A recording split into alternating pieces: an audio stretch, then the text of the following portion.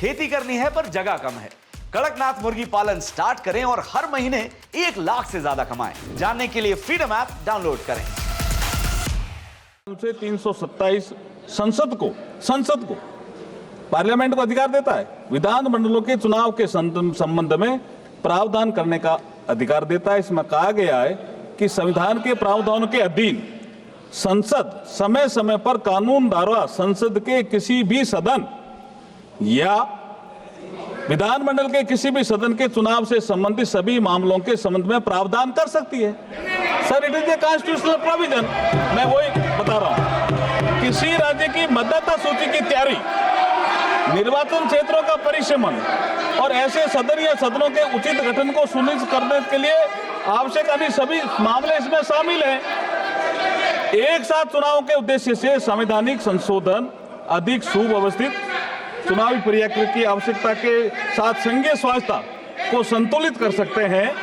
इस प्रकार अनुच्छेद 83 संसद के सदनों की अवधि और 172 राज्यों के विधानमंडलों की अवधि में संशोधन करके चुनाव को एक कानूनी ढांचे के भीतर सिंक्रोनाइज किया जा सकता है जो संसदीय संप्रभुता को बरकरार रखता है।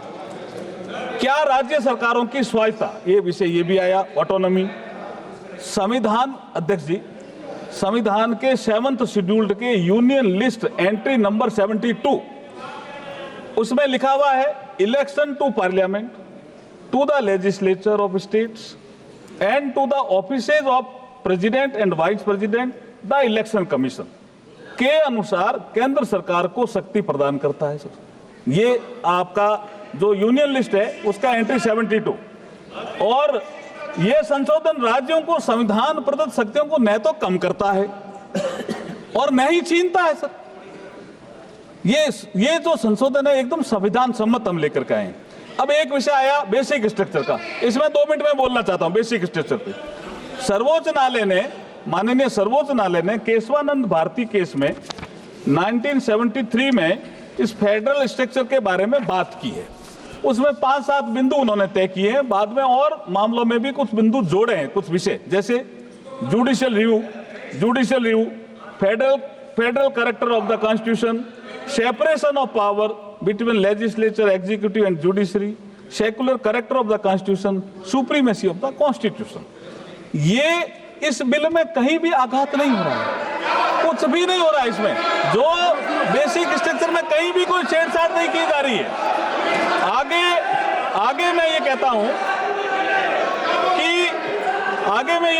हूं कि सुप्रीम कोर्ट ने केशवानंद भारती जजमेंट के साथ साथ वामन राव, एल चंद्रन कुमार ने कुछ सब्जेक्ट और जोड़े, लेकिन ये इससे कोई ना तो संसद की शक्ति में कमी आ रही है और ना कोई विधानसभा में शक्ति दी है संविधान, उसमें कमी आ रही है। मैं एक चीज जो बाबा साहब का यहाँ जिक्र आया और बाबा साहब के कोर्ट का भी जिक्र आया, मैं अध्यक्ष जी आपकी अनुमति से कहना चाहता हूं। 4 नवंबर 1948 को संविधान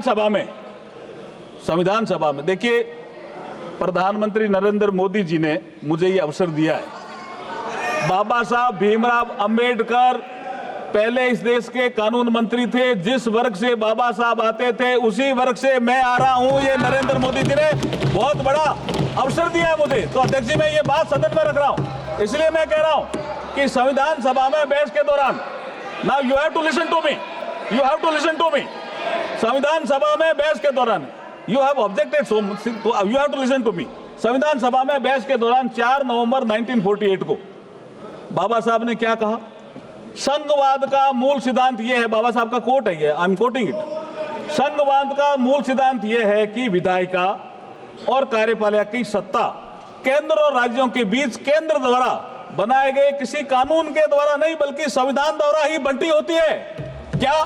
union list, state list, concurrent list. हम किसी सूची में कोई संशोधन नहीं कर रहे हैं साहब। कैसे संघवाद पे चोट कर रहे हैं? हम नहीं कोई चोट कर रहे हैं। दूसरा, बाबा साहब ने कहा था भारतीय संघ राज्यों के बीच किसी समझौते का परिणाम नहीं है। ये बाबा साहब का कोट ही है कि भारतीय संघ राज्यों के बीच किसी समझौते का परिणाम नहीं है। राज्यों को फेडरेशन से अलग होने का अधिकार नहीं है। फेडरेशन एक संघ है और इसका स्वरूप अविनाशी है, कोई नहीं बदल सकता फेडरल स्ट्रक्चर को, ये बाबा साहब ने कहा। अब मैं, ये है ही नहीं विषय इसमें, ये राजनीतिक कारणों से इसका विरोध कर रहे हैं। अब आप देखिए, संसद के अनुच्छेद 327 के तहत लोकसभा और राज्य विधानसभाओं को चुनाव को एक साथ कराने के लिए संविधान में उचित संशोधन करने का अधिकार है, जब मैंने बताया। अब मैं एक बात, जो ये जो हमने जोड़े हैं आर्टिकल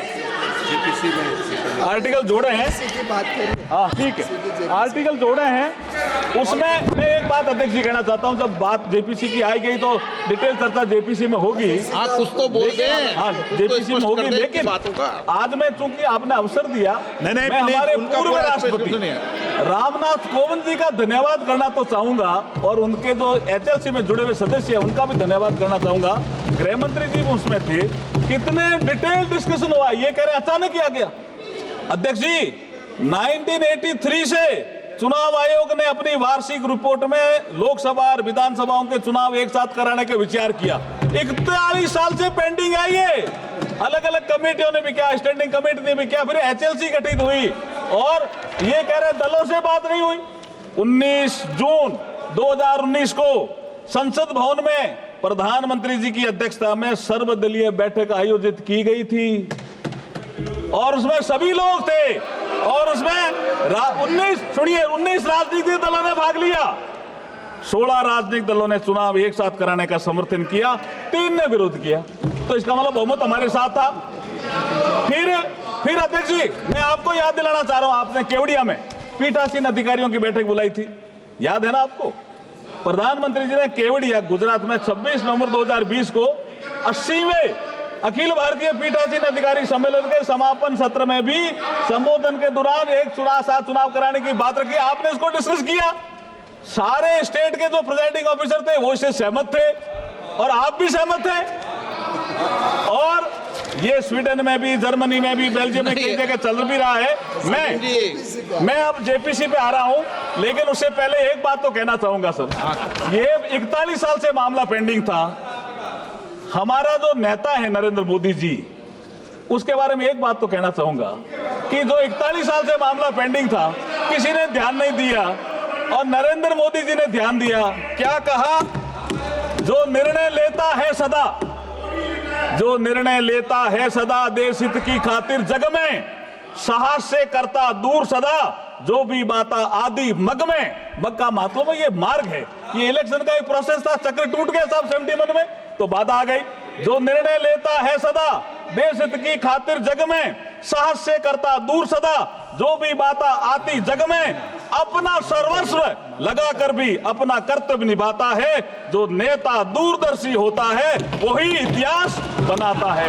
आज इतिहास बनाने का अवसर आया है, मैं जेपीसी में भेजने का भी प्रस्ताव करता हूं, और अगर आपकी अनुमति हो कि वे दोनों item, I introduce the bill also, both item number 18 और आइटम नंबर 19।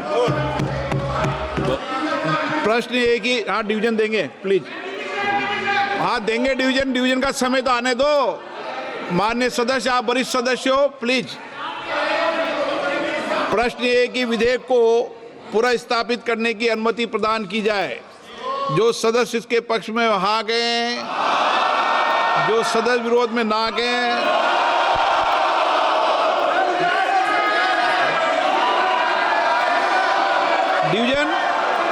डिवीजन लॉबी खाली की जाए।